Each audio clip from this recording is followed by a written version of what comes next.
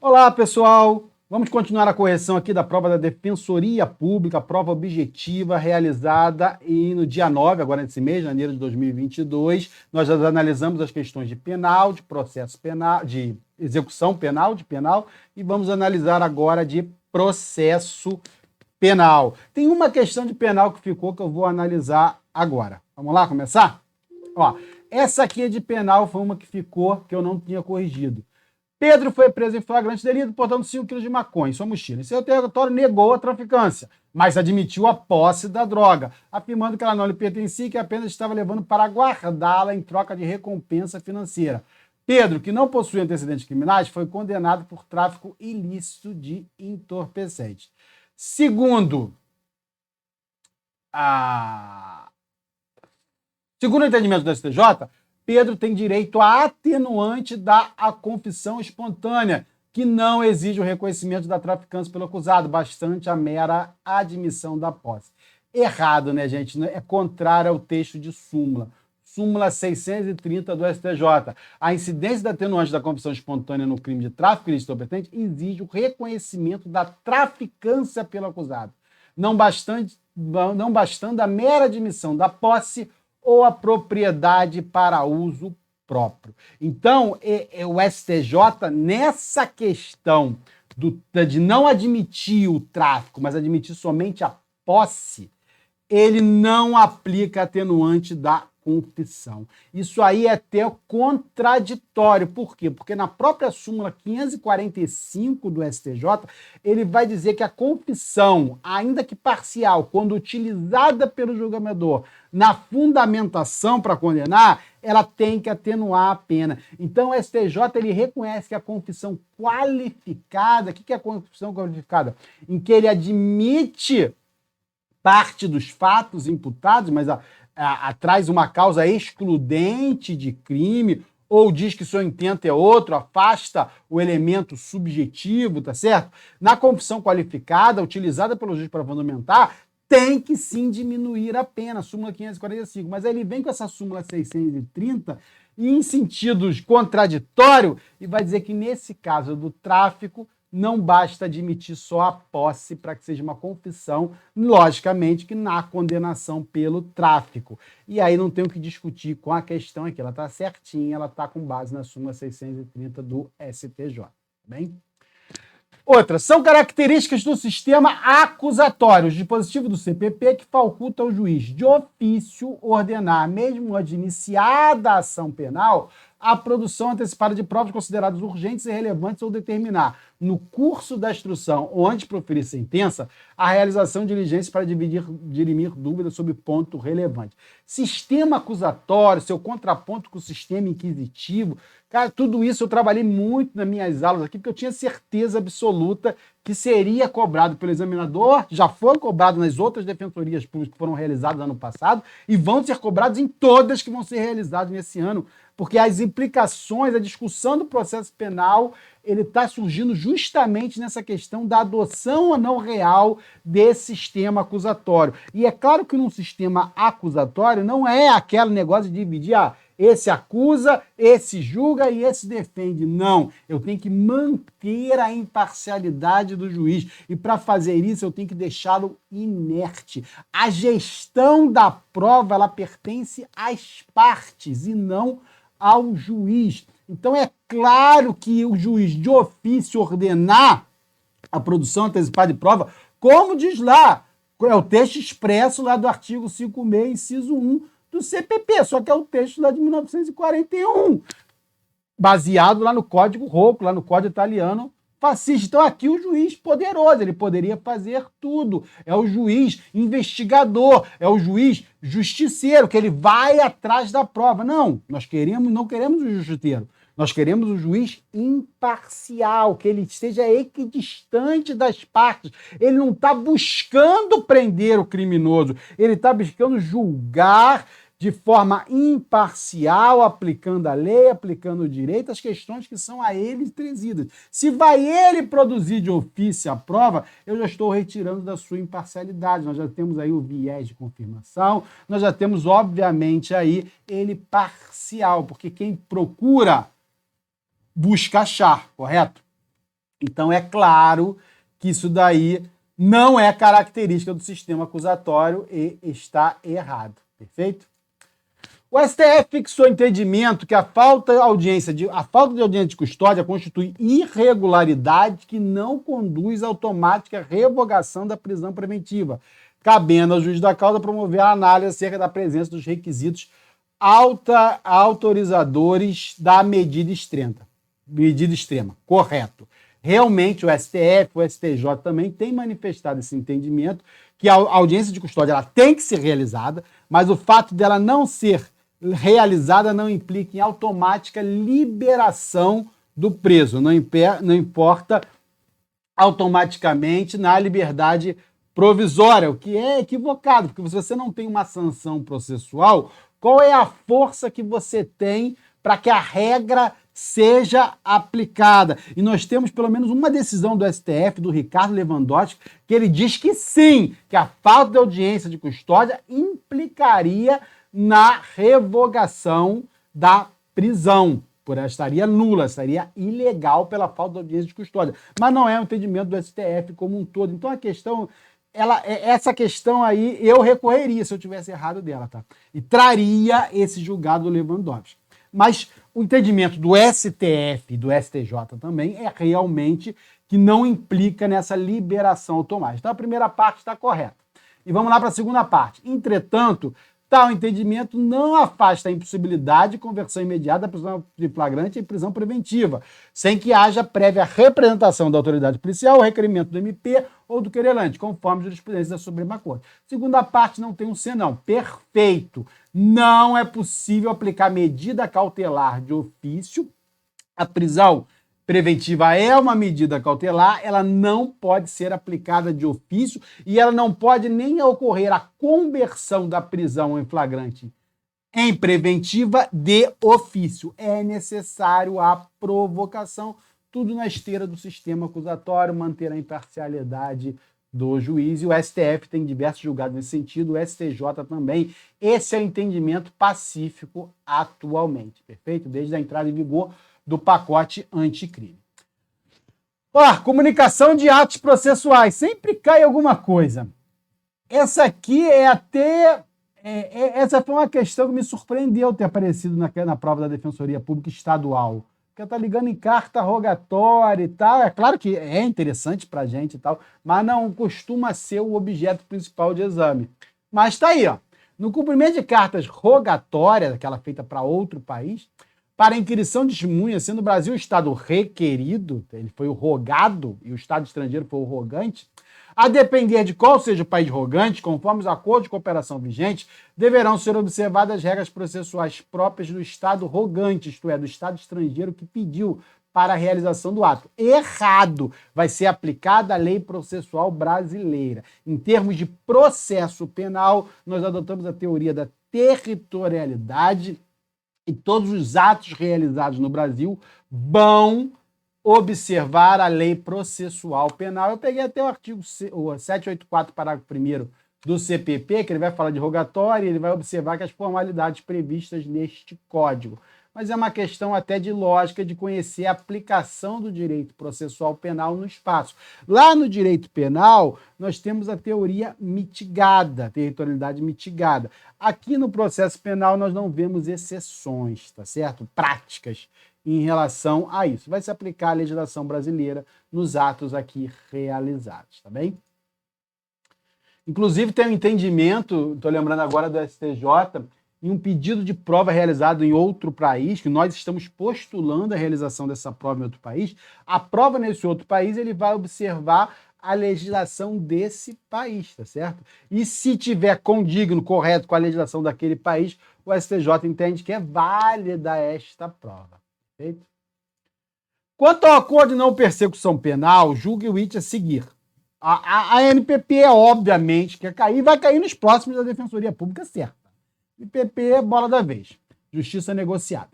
A confissão exigida no acordo de não persecução penal não pode ser considerada como meio de prova apto a condenar o corréu que não se submeta ao acordo.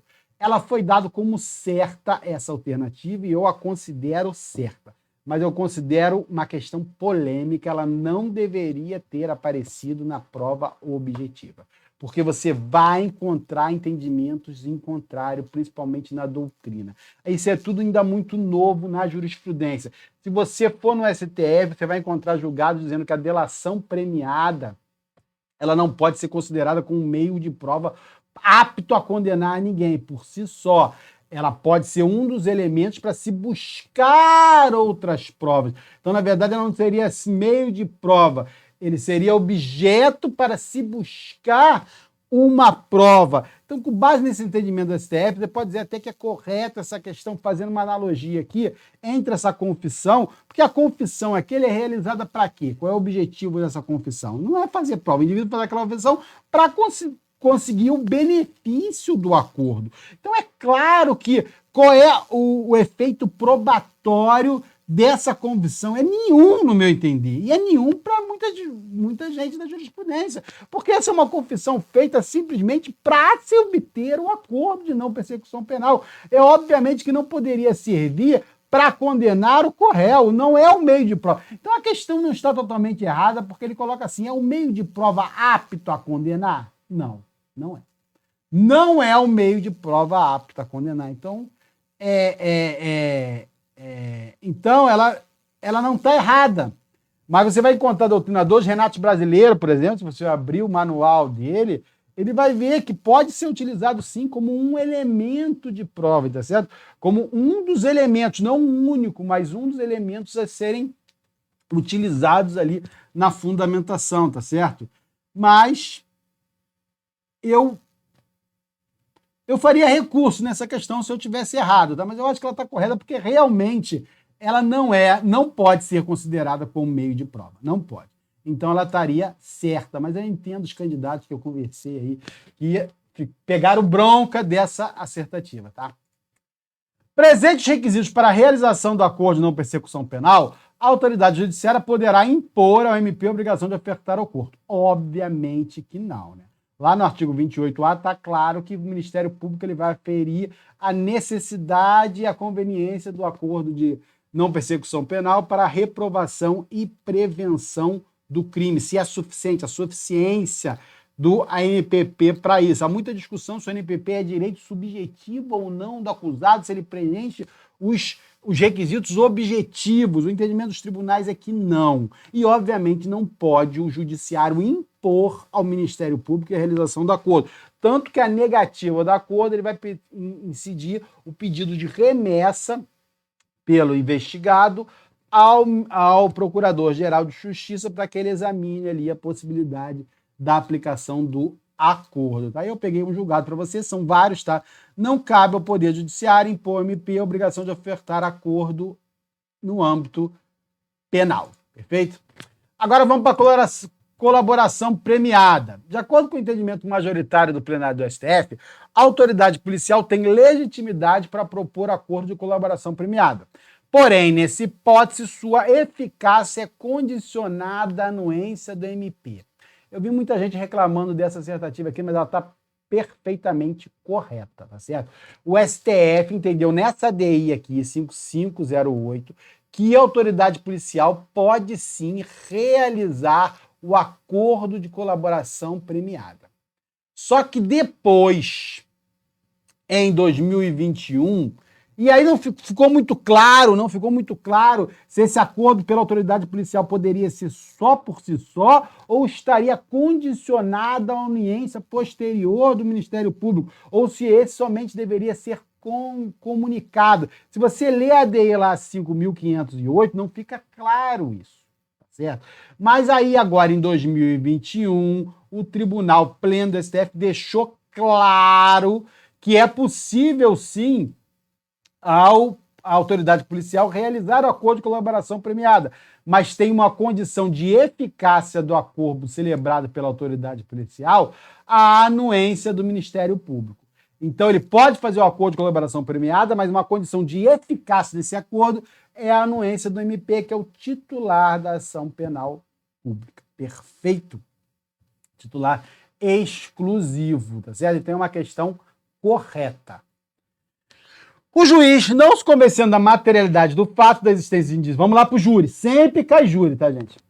Defensoria Pública. O juiz, não se convencendo da materialidade do fato da existência de indícios suficientes de autoria, terá de impronunciar o acusado. Todavia, na hipótese de concurso de agente, juiz, na sentença de pronúncia, deverá limitar-se a averiguar a prova da materialidade dos indícios de autoria em relação ao autor direto do delito, e não os indícios de autoria da ação do partícipe, que é o partícipe, aquele é o que auxilia, instiga, induz o crime, que constitui figura acessória, sob pena de invadir competência do Conselho de Sentença, uma vez que a ação do partícipe, por não envolver a prática do verbo nuclear do tipo penal, é matéria reservada na análise dos judados, sessão plenária de julgamento. É óbvio que está errada. Essa questão aí é um absurdo total. É obviamente que se ele for impronunciar o autor, ele não vai levar o partícipe para ser julgado pelo júri, obviamente, né? E eu peguei lá o artigo 413 do CPP, que traz lá o rito especial do Tribunal do Júri, e vai dizer que a fundamentação da pronúncia da indicação da materialidade do fato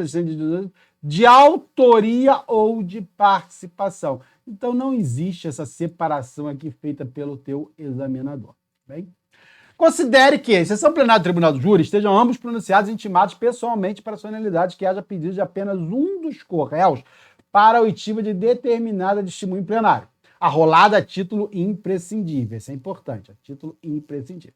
Nessa situação, caso a testemunha não compareça, ainda que intimada, o juiz poderá determinar sua condução imediata ou reagendar o julgamento para o primeiro dia de pedido. Perfeito, muito correto, é a redação do parágrafo 1º do artigo 1461. Ela tem que ser declarada imprescindível, né? Declarando não prescindir do depoimento para isso acontecer. E se acontecer, o juiz presidente suspenderá os trabalhos e mandará conduzi-la naquele mesmo dia ou adiará o julgamento para o primeiro dia desimpedido. Perfeito, é a redação do parágrafo 1º do 461. Vocês estão vendo que, embora a prova, a letra da lei ainda é muito importante, tá, gente? A jurisprudência é importante, mas a letra da lei, tudo parte de lá. Então, muitas questões são feitas em base, obviamente, na letra seca da lei.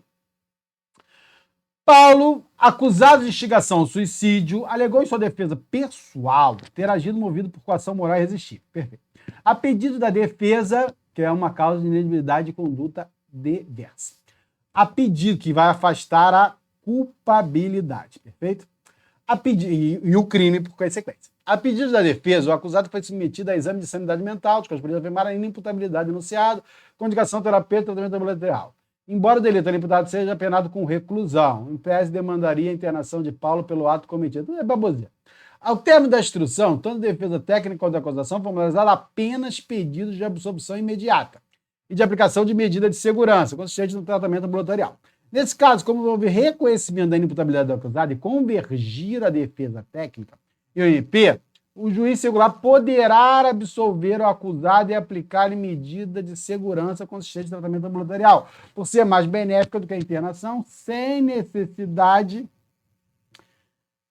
de submissão do acusado ao plenário do júri, já que em eventual julgamento pelo colegiado, a coação moral irresistível poderia não ser reconhecida pelos jurados. Tá errado, tá, gente? É claro que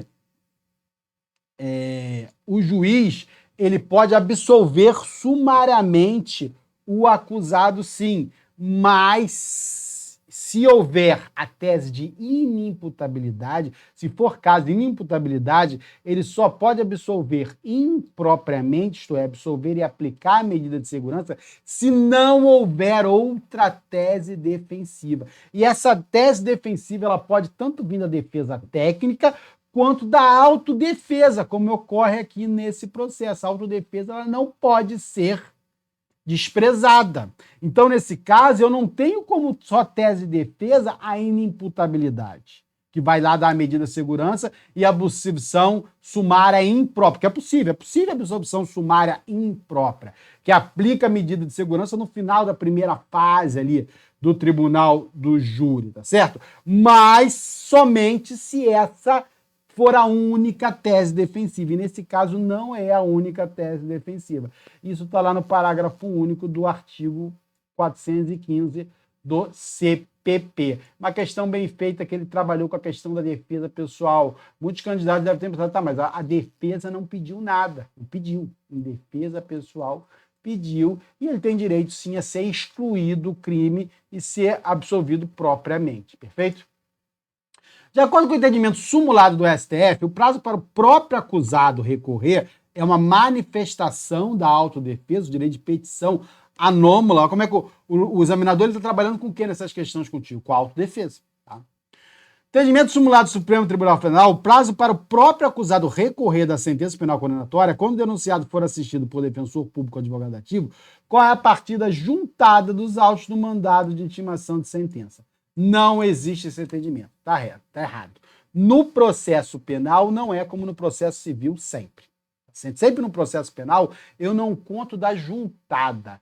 Eu vou sempre contar da intimação real, do momento que ele é intimado, do momento que ele é comunicado. E nós temos a súmula 710 do STF. No processo penal, com o espaço da data da intimação e não da juntada aos autos do mandado ou da carta precatória ou de ordem.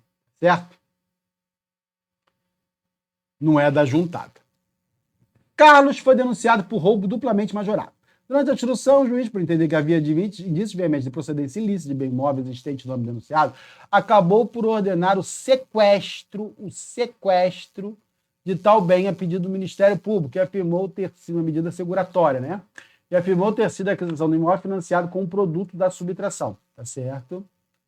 Nessa é um produto do crime indireto, tá certo? Comprado com o produto do crime. Nessa situação, produto direto, o denunciado poderá embargar o sequestro, pode mesmo, em autos apartados, também pode. E a sentença penal não poderá ser prolotada antes da decisão definitiva dos embargos. O erro está aqui, está errado. Porque é exatamente o contrário. Os embargos não são julgados até que você tenha aí transitado e julgado a sentença penal condenatória. Está lá no parágrafo único do artigo 130 do CPP. Ó.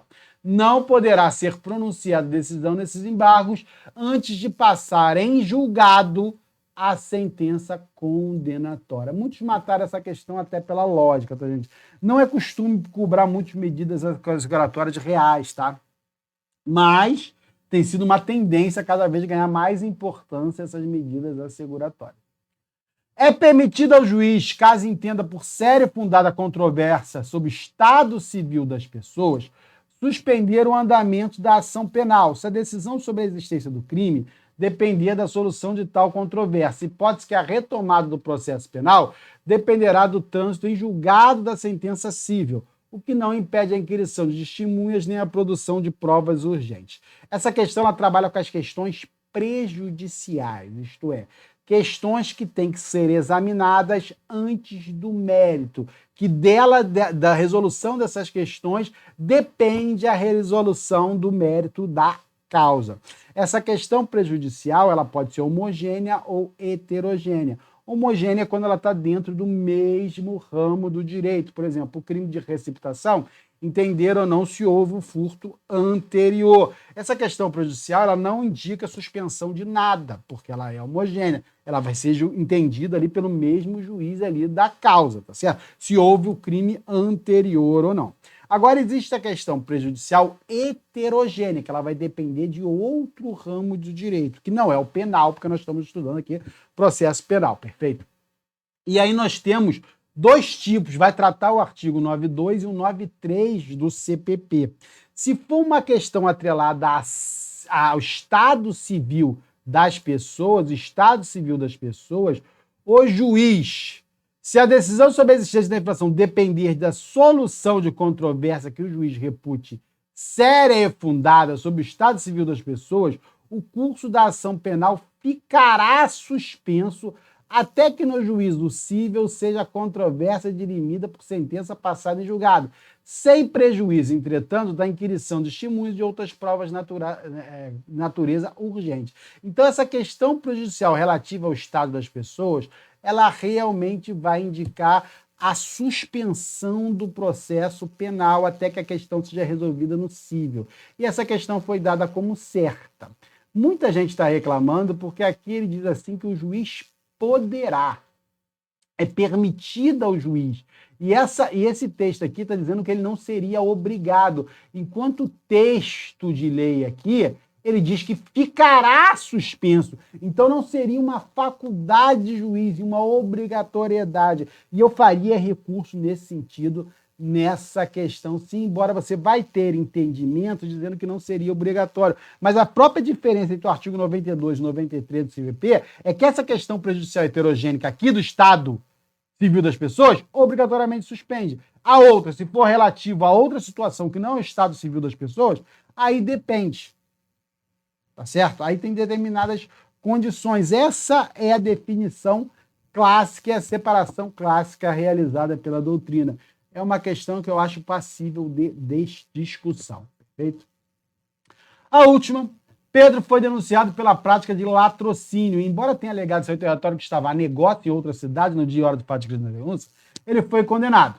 A defesa, isso é muita historinha para no final só um negocinho, mas tudo bem. A defesa interpôs recurso de apelação ao Tribunal de Justiça, insuficiência probatória, o Código Penal manteve a condenação lá. TJ manteve a condenação.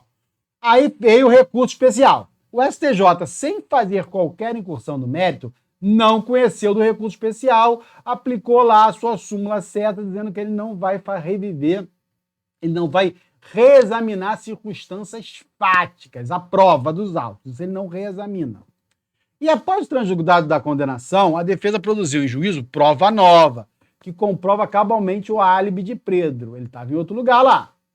Nessa situação, é do STJ a competência para o processamento e julgamento da ação de revisão criminal, com vista à absolvição de Pedro, pois, de acordo com a Constituição Federal, cabe àquela Corte de Revisão dos Criminais de seus próprios julgados, tá certo? O que ele quer saber aqui? Qual é a competência para a revisão criminal? E, efetivamente, cabe à Corte a revisão dos seus julgados, mas o entendimento do STJ é o seguinte, a revisão criminal só vai ser para o STJ, para o tribunal, que analisou o mérito da questão. Nessa situação aí no recurso especial, o STJ não analisou o mérito, por quê? Porque ele afastou o exame com base na súmula 7. Para examinar isso, eu tenho que reexaminar a prova. E no recurso especial não serve para reexaminar a prova. No recurso especial, eu discuto tese, eu discuto a interpretação, a aplicação da lei federal e não se determinado fato ocorreu ou não. Então ele não examinou o mérito. Se ele não examinou o mérito, ele entende que ele é não competente para essa revisão criminal. Ela tem que vir lá no Tribunal de Justiça, que manteve na íntegra a condenação. É um entendimento também já bem consolidado aí no STJ. Tá certo, pessoal? Com isso aí eu finalizo as questões de penal, processo penal e execução penal dessa prova da Defensoria Pública. Espero que tenha ajudado aí quem teve paciência, quem ficou aqui até o final, quem curtiu aí as explicações.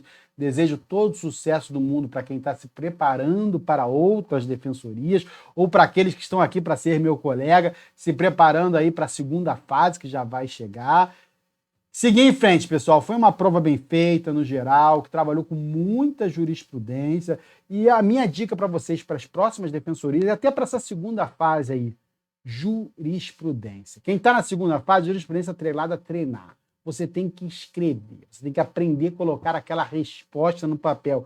E isso só se faz com a prática. Vai fazer peça, vai fazer questões discursivas. Eu, na minha época, quando eu estava me preparando para a segunda fase, eu fiz quase todas as provas da OAB anteriores, desde a unificação, tá certo? Que tinha um espelho direitinho, que eu poderia estudar, as questões que estavam atualizadas, obviamente, mas eu tinha ali o espelho, eu podia corrigir, aquilo me fazia uma revisão e aquilo ali me ajudou muito, tá certo? Eu também fazia as peças da OAB, isso me ajudou muito para a segunda fase. Grande abraço.